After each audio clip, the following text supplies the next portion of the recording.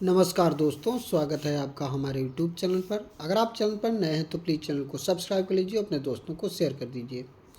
दोस्तों, इसकी PDF आपको टेलीग्राम ग्रुप में मिल जाएगी, जिसका लिंक डिस्क्रिप्शन बॉक्स में दे दिया जाएगा।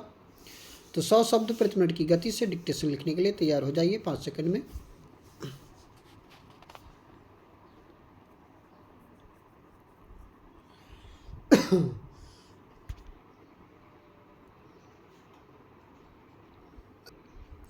स्टार्ट। आज विज्ञान और उन्नत प्रौद्योगिकी के परिणाम ने हमें यह सोचने पर मजबूर कर दिया है कि यह विकास हमारे लिए लाभप्रद ही नहीं, हानिकारक भी है। इस विकास का सबसे ज़्यादा असर हमारे पर्यावरण पर पड़ा है, जिस पर आज सभी का ध्यान केंद्रित हो गया है। चूँकि इस अंधाधुंध विकास की दौड़ में हम अपने पर्यावरण को भूलते गए थे। हमारी आबादी इतनी तेज़ी से बढ़ती चली गई कि लोगों के रहने के लिए जगह नहीं बची। हम बढ़ती आबादी के लिए आवास समस्या को हल करने के लिए दिनों दिन पेड़ काटते चले गए और अब उनकी जगह इमारतों ने ले ली है। रहने के लिए आवास मिला तो खेती के लिए ज़मीन कम पड़ने लगी और वन कटने लगे। विकास की दौड़ में औद्योगिकरण के क्षेत्र में इतना विकास हुआ कि अनगिनत उद्योग स्थापित होते चले गए। मिलों की धुआं उगलती चिमनियों ने स्वच्छ वातावरण को दूषित कर दिया, तो कारखानों से निकलने वाले रसायन युक्त पानी ने नदी नालों का पानी दूषित कर दिया और मशीनों से होने वाले शोर ने वातावरण में शांति भंग कर दी।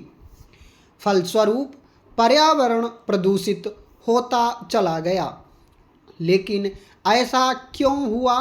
यदि इस बात की तह तक पहुंचा जाए तो यही तथ्य सामने उभर कर आता है कि यह सब जानकारी के अभाव में हुआ, क्योंकि विकसित देशों में अब यह स्थिति भयावह हुई तब पर्यावरण की रोकथाम की बात उठी थी। उससे पहले विश्व में कहीं भी पर्यावरण प्रदूषण की कोई संकल्पना ही नहीं थी। सन 1972 में स्टॉकहोम में मानव पर्यावरण पर आधारित पहला सम्मेलन हुआ।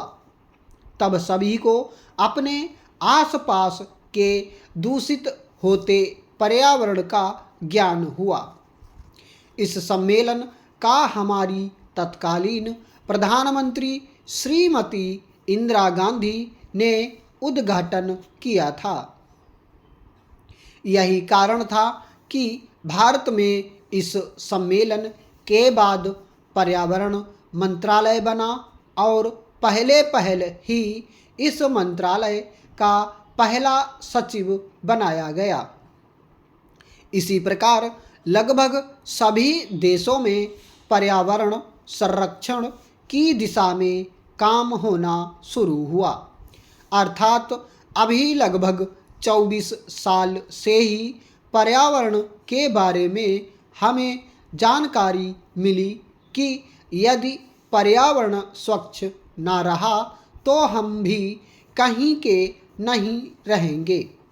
हमें यह सोचना समझना होगा कि जिस गति से विकास हो रहा है उसी गति से हमने पर्यावरण की रक्षा नहीं की तो हमें बहुत नुकसान उठाना पड़ेगा। अतः इस बात को ध्यान में रखते हुए विकास के मान से जो नीति निर्धारित की गई है उसका उद्देश्य है विनाश विहीन विकास, और इस नीति को लागू करने का उत्तरदायित्व पर्यावरण एवं वन मंत्रालय का होता है। पहले क्योंकि पर्यावरण प्रदूषण के बारे में किसी को ज्ञान ही नहीं था, इसलिए पहले जितने उद्योग स्थापित किए गए उनमें पर्यावरण प्रदूषित करने वाली छोटी बड़ी खामियों पर ध्यान ही नहीं दिया गया और घनी आबादी वाले क्षेत्रों में भी उद्योग स्थापित होते चले गए। आज स्थिति भिन्न हो गई है। कोई भी उद्योग लगाने से पहले यह आकलन किया जाता है कि इस उद्योग के शुरू होने से पर्यावरण कितना दूषित होगा और इसका क्या प्रभाव पड़ सकता है।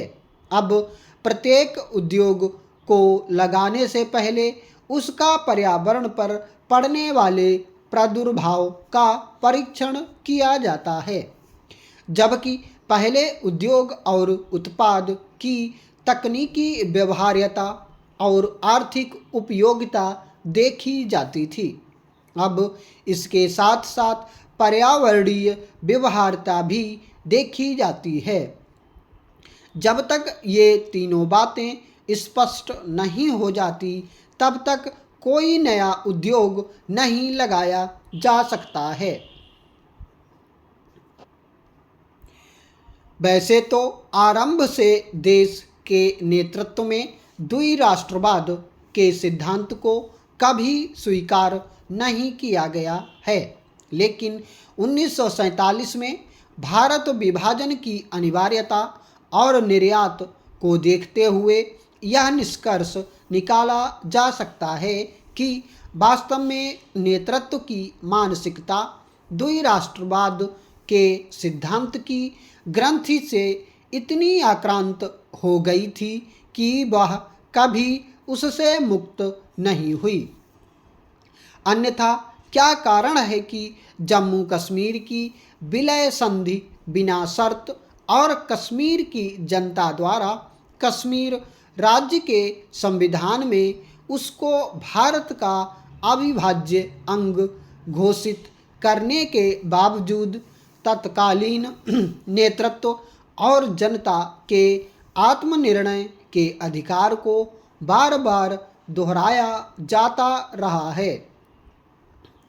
बल्कि सच तो यह है कि कश्मीर की जनता मुस्लिम बहुल थी और वहाँ का शासक एक मनोवैज्ञानिक हिंदू था, तो द्विराष्ट्रवाद की मनोवैज्ञानिक ग्रंथि के कारण तत्कालीन नेतृत्व इस बात को पचा नहीं पाए कि मुस्लिम बहुल क्षेत्र का भारत के अंदर विलय किस प्रकार से स्वाभाविक हो सकता था।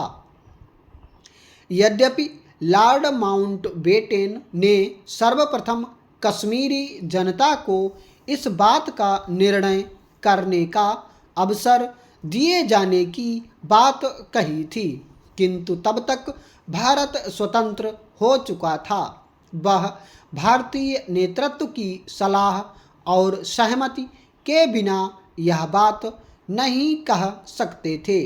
यदि कश्मीर में मुस्लिम बहुल जनता नहीं होती तो क्या तत्कालीन नेतृत्व का यही दृष्टिकोण होता।